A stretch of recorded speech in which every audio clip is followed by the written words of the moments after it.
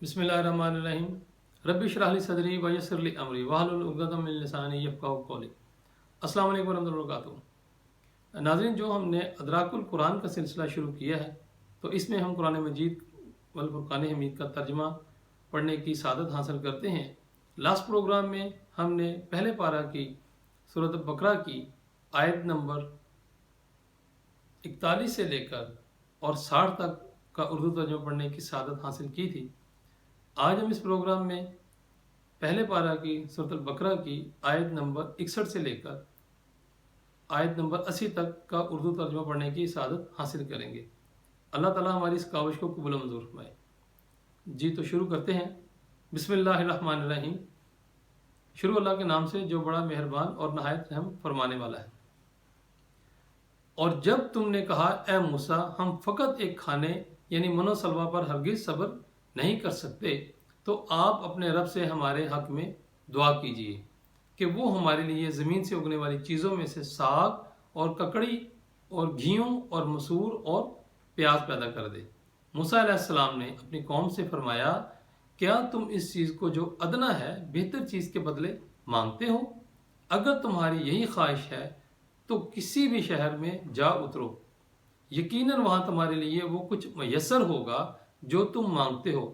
और इन पर जिल्लत और मोहताजी मुसल्लत कर दी गई और वो अल्लाह के गज़ब में लौट गए। ये इस वजह से हुआ कि वो अल्लाह की आयतों का इनकार किया करते और अंबिया अलैहिस्सलाम को नाहक कत्ल करते थे। और ये इस वजह से भी हुआ कि वो नाफरमानी किया करते और हमेशा हद से बढ़ जाते थे। बेशक जो लोग ईमान लाए और जो यहूदी हुए और जो नसारा और साबी थे, इनमें से जो भी अल्लाह पर और आखिरत के दिन पर ईमान लाया और इसने अच्छे अमल किए, तो इनके लिए इनके रब के यहाँ इनका अजर है। इन पर ना कोई खौफ होगा और ना वो रंजीदा होंगे।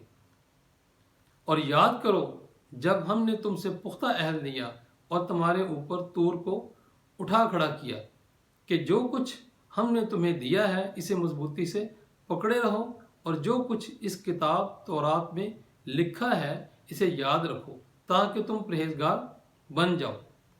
फिर इस अहद और तनबीह के बाद भी तुमने रूगर्दानी की, बस अगर तुम पर अल्लाह का फजल और इसकी रहमत ना होती तो तुम यकीनन तबाह हो जाते।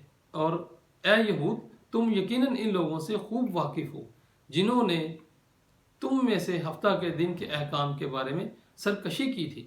तो हमने इनसे फरमाया कि तुम धत्कारे हुए बंदर बन जाओ। बस हमने इस वाक़या को इस ज़माने और इसके बाद वाले लोगों के लिए बाइस इबरत और परहेजगारों के लिए मौजब नसीहत बना दिया। और वो वाक़या भी याद करो जब मूसा अलैहिस्सलाम ने अपनी कौम से फरमाया कि बेशक अल्लाह तुम्हें हुक्म देता है कि एक गाय ज़िबा करो, तो वो बोले कि क्या आप हमें मस्खरा बनाते हैं? मूसा अलैहिस्सलाम ने फरमाया, अल्लाह की पनाह मांगता हूँ इससे कि मैं जाहिलों में से हो जाऊँ। तब उन्होंने कहा, आप हमारे लिए अपने रब से दुआ करें कि वो हम पर वाज़े कर दे कि वो गाय कैसी हो। मूसा अलैहिस्सलाम ने कहा, बेशक वो फरमाता है कि वो गाय ना बूढ़ी हो और ना बिल्कुल कम उम्र बल्कि दरमियानी उम्र की हो। बस अब तामील करो जिसका तुम्हें हुक्म दिया गया है। वो फिर बोले, अपने रब से हमारे हक में दुआ करें, वो हमारे लिए वाज़े कर दे कि इसका रंग कैसा हो।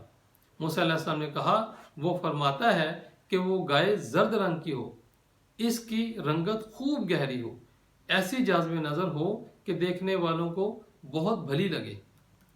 अब उन्होंने कहा, आप हमारे लिए अपने रब से दरख्वास्त कीजिए कि वो हम पर वाज़े फरमा दे कि वो कौन सी गाय है, क्योंकि हम पर गाय मुश्तबा हो गई है और यकीनन अगर अल्लाह ने चाहा तो हम ज़रूर हदायत याफ्ता हो जाएंगे। मूसा अलैहिस्सलाम ने कहा, अल्लाह ताला फरमाता है वो कोई घटिया गाय नहीं बल्कि यकीनी तौर पर ऐसी आला गाय हो जिससे ना ज़मीन में हल चलाने की मेहनत ली जाती हो और ना खेती को पानी देती हो, बल्कि तंदुरुस्त हो, इसमें कोई दाग धब्बा भी ना हो। उन्होंने कहा, अब आप ठीक बात लाए हैं। फिर उन्होंने इसको ज़िबा किया, हालांकि वो ज़िबा करते मालूम ना होते थे। और जब तुमने एक शख्स को कत्ल कर दिया फिर तुम आपस में इसके इल्ज़ाम में झगड़ने लगे और अल्लाह वो बात ज़ाहिर फरमाने वाला था जिसे तुम छुपा रहे थे।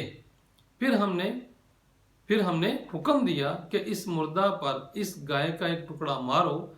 इस तरह अल्लाह मुर्दों को जिंदा फरमाता है या क़यामत के दिन मुर्दों को जिंदा करेगा और तुम्हें अपनी निशानियां दिखाता है ताकि तुम अक्ल व शऊर से काम लो।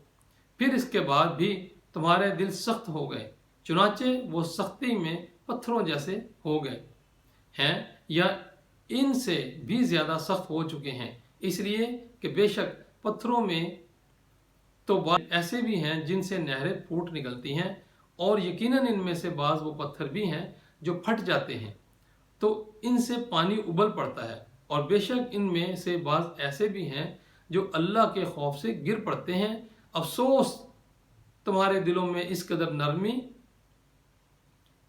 नहीं रही और अल्लाह तुम्हारे कामों से बेखबर नहीं। ए मुसलमानों, क्या तुम ये तवक्को रखते हो कि वो यहूदी तुम पर यकीन कर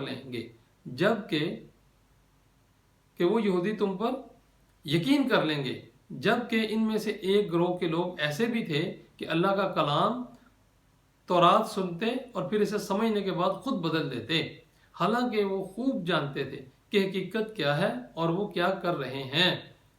और इनका हाल तो ये हो चुका है कि जब अहले ईमान से मिलते हैं तो कहते हैं हम भी तुम्हारी तरह हज़रत मोहम्मद सल्लल्लाहु अलैहि वसल्लम पर ईमान ले आए हैं, और जब आपस में एक दूसरे के साथ तन्हाई में होते हैं तो कहते हैं क्या तुम इन मुसलमानों से नबी आखिर ज़मान सल्लल्लाहु अलैहि वसल्लम की रसालत और शान के बारे में वो बातें बयान कर देते हो जो अल्लाह ने तुम पर तौरात के ज़रिए ज़ाहिर की हैं ताकि इससे वो तुम्हारे रब के हुजूर तुम्हीं पर हुज्जत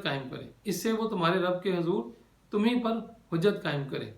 क्या तुम इतनी अकल भी नहीं रखते? क्या वो नहीं जानते कि अल्लाह को वो सब कुछ मालूम है जो वो छुपाते हैं और जो जाहिर करते हैं। और इन यहूद में से बाज़ अनपढ़ भी हैं जिन्हें सवाए सुनी सनाई झूठी उम्मीदों के किताब के मानी व मफहूम का कोई इल्म ही नहीं, वो किताब को सिर्फ ज़बानी पढ़ना जानते हैं। ये लोग महज वहम व गुमान में पड़े रहते हैं।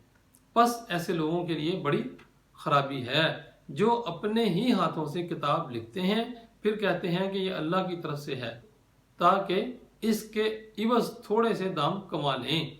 सो इनके लिए इस किताब की वजह से हलाकत है जो इनके हाथों ने तहरीर की, और इस मुआवजा की वजह से तबाही है जो वो कमा रहे हैं।